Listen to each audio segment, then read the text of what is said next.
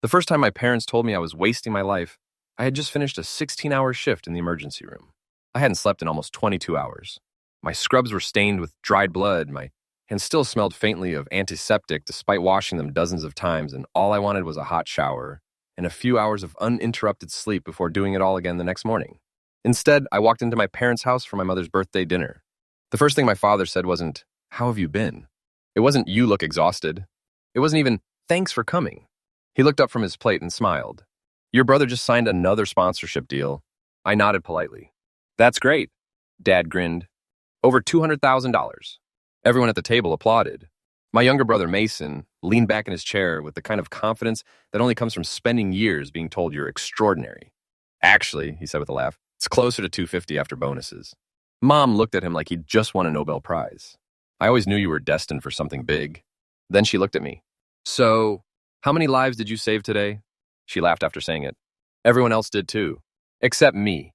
My name is Ethan Brooks. I'm 35 years old, and I've been an emergency physician for almost 11 years. If I had known that saving strangers would make my own family respect me less, I'm not sure I would have believed it." Growing up in Denver, Colorado, my parents always said they wanted both of their sons to chase their dreams. What they really meant was, they wanted us to chase dreams that looked successful from the outside. Our father owned a chain of furniture stores that had done reasonably well throughout the 90s. And because of that, he measured success in very simple terms. Money, recognition, status. If people admired you, you were successful. If they didn't, you simply hadn't worked hard enough. As kids, Mason and I couldn't have been more different. He loved attention, school talent shows, sports, social media, anything that put him in front of people. I preferred books, science, biology. I spent afternoons watching documentaries about medicine while other kids played video games. By the time I was 14, I already knew I wanted to become a doctor. Dad thought it was ridiculous. "You'll spend half your life in school. So, you'll be 30 before you make real money." "I don't care." He laughed. "You will." I didn't. Not then. Not later. Medical school was exactly as difficult as everyone warned me it would be. Long nights. Impossible exams. Student loans that looked more like mortgages. Missed birthdays. Canceled vacations. Relationships that ended because I was simply never available. While my college friends were buying new cars and posting beach vacations online, I was memorizing drug interactions at 3 in the morning with cold coffee sitting beside a stack of anatomy textbooks. I never complained, because every difficult day brought me one step closer to becoming the doctor I'd dreamed of since childhood. Mason took a different path. He studied marketing for exactly 1 semester before dropping out to become a full-time content creator. Dad was furious for about 6 months. Then one of Mason's videos unexpectedly went viral. Within a year, he had over 1 million followers. Brand deals started arriving. Luxury vacations, sports cars, designer watches. His life suddenly looked like something pulled directly from a magazine. Dad completely changed his opinion. "I always knew he'd figure it out." Mom agreed. "He has natural business instincts." Neither of them had ever said anything similar about me. Even after graduating medical school, even after finishing residency, even after being hired by one of the busiest trauma centers in Colorado. Whenever relatives visited, conversations somehow found their way back to Mason.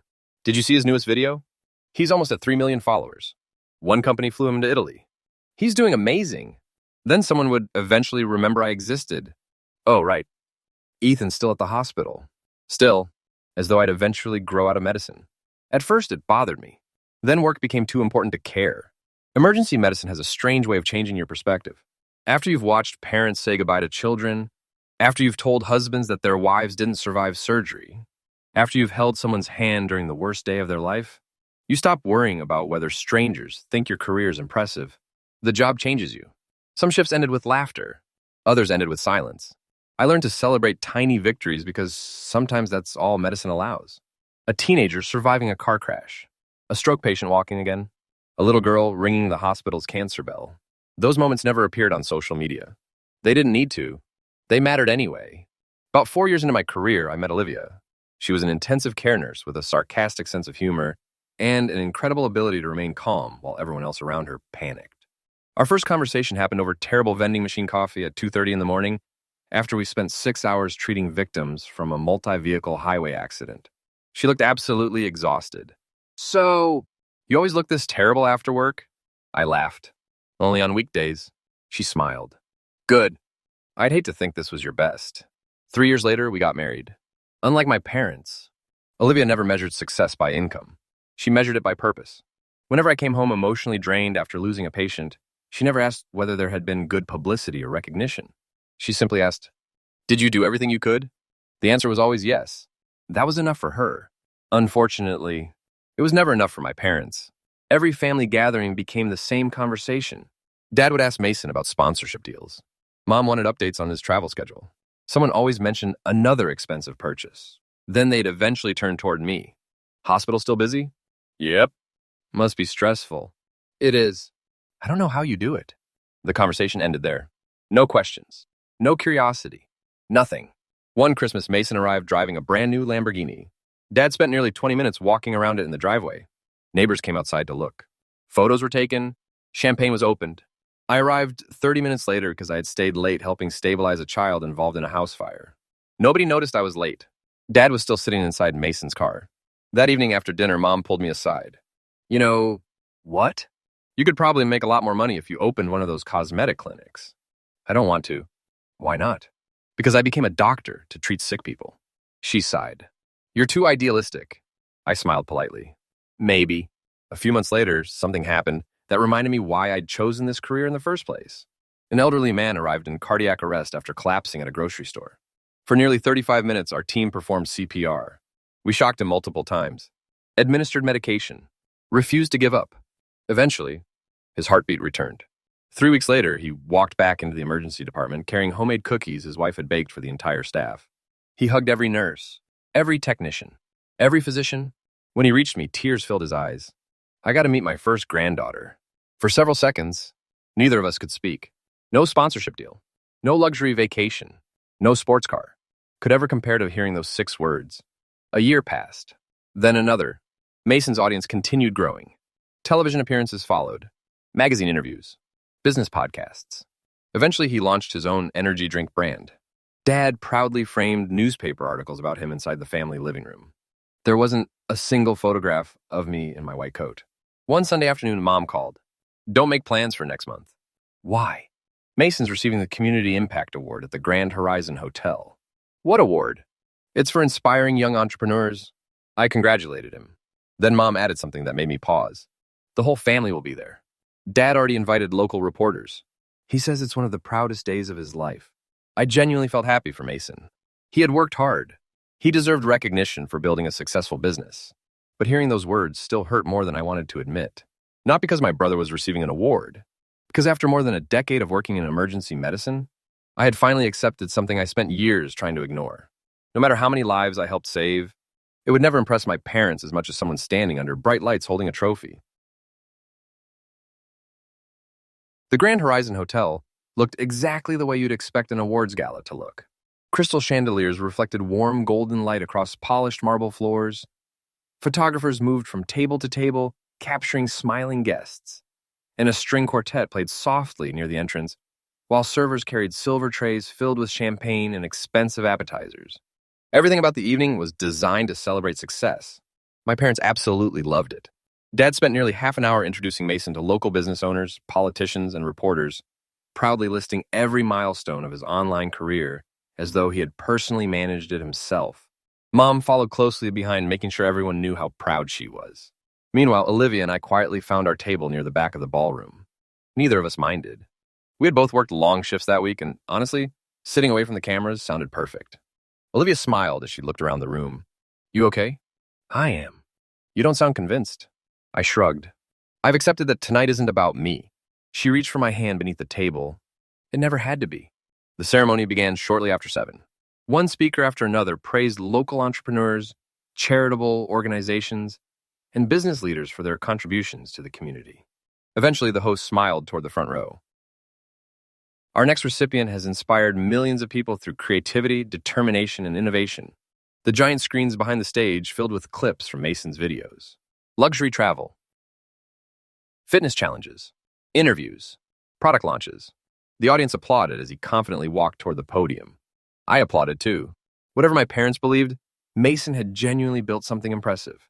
He deserved recognition for that. Halfway through his acceptance speech, however, something changed. At first, it sounded like someone dropping a glass near the back of the ballroom. Then came shouting. A chair scraped violently across the floor. People began standing. Several guests rushed away from their tables. Years of emergency medicine create instincts that are impossible to switch off. Before I consciously understood what was happening, I was already moving. An older man had collapsed beside the dessert buffet. He wasn't breathing.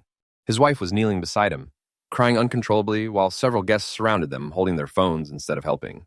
Someone shouted for security. Someone else yelled for an ambulance. I dropped to my knees. I'm a physician. Everyone please give us space. The crowd hesitated for only a second before stepping back.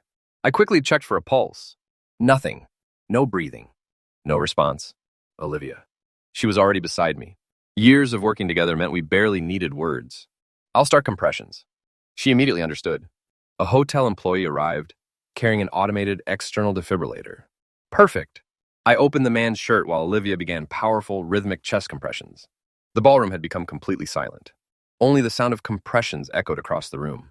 I attached the AED pads. The machine analyzed. Shock advised. Everybody clear. The shock was delivered. We immediately resumed CPR. 1 minute. 2 minutes. 3. No pulse. His wife was crying harder now. Please, don't stop. We're not stopping. Another physician from a nearby table identified himself and joined us. We rotated compressions to avoid fatigue. Someone confirmed paramedics were less than 5 minutes away. 5 minutes can feel like forever when someone's heart isn't beating.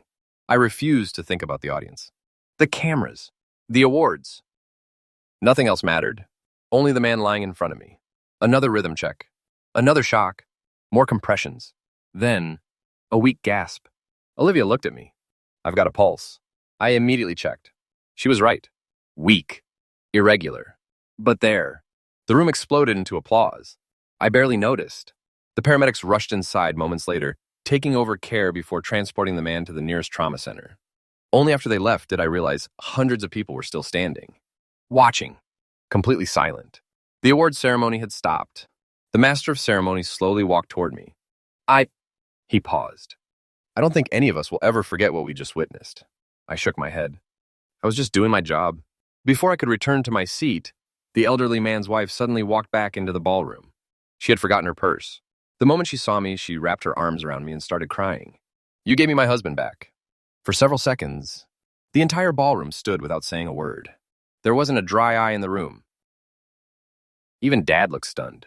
The event organizers quietly announced they would continue the ceremony after a short break. Most people, however, weren't talking about awards anymore. They were talking about the emergency they had just witnessed.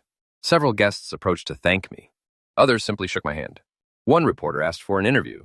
I politely declined. I'd rather they interview the paramedics. They'll take great care of him. About 20 minutes later, the gala resumed. The atmosphere felt completely different. When the host returned to the stage, he smiled toward the audience. Before we continue, I think we'd all like to recognize someone whose actions tonight reminded us what real service looks like. Without warning, the spotlight turned toward me. I looked at Olivia. She smiled. Go. I slowly walked onto the stage. The applause lasted far longer than I expected. The host extended his hand. Dr. Ethan Brooks, tonight you demonstrated courage, professionalism, and extraordinary compassion. I don't believe anyone planned another award this evening, but I think everyone here understands that some moments deserve recognition. The audience immediately stood again. A standing ovation. Not because I had won a competition. Not because I had become famous. Because one person was still alive. I looked across the ballroom. Dad was standing. Mom, too. Neither of them were clapping politely anymore. Both of them had tears in their eyes. After the ceremony ended, they found me near the hotel entrance. For a long moment, nobody spoke. Finally, Dad broke the silence. I've been wrong. I didn't answer. I spent years believing success was measured by money. He looked toward the ballroom. Tonight, I watched an entire room full of successful people forget about trophies the moment someone's life was in danger. He swallowed hard, and they all looked at my son. Mom quietly wiped her eyes. I used to tell people Mason was changing lives. She looked at me. You actually do. Neither apology erased the past. Years of comparisons don't disappear in one evening. But for the first time, they weren't talking about salaries, or sponsorships, or followers. They were talking about purpose. Mason eventually walked outside and stood beside us. He smiled awkwardly. You know, I've spoken in front of millions of people. He laughed softly. I've never been as nervous as I was watching you tonight. I smiled. I was terrified. You didn't look terrified. That's part of the job. He nodded. I think I understand now. Over the following weeks, something quietly changed inside our family. Dad stopped asking about sponsorship contracts before asking how work was going at the hospital. Mom asked whether my patients were recovering instead of asking how much I earned. For the first time in my adult life, they wanted to understand my world instead of comparing it to someone else's. The man from the gala survived. 3 months later, he visited the emergency department with his wife and 2 grandchildren, carrying homemade cookies for the entire staff. Before leaving, he shook my hand and smiled. I almost missed watching my granddaughter start kindergarten.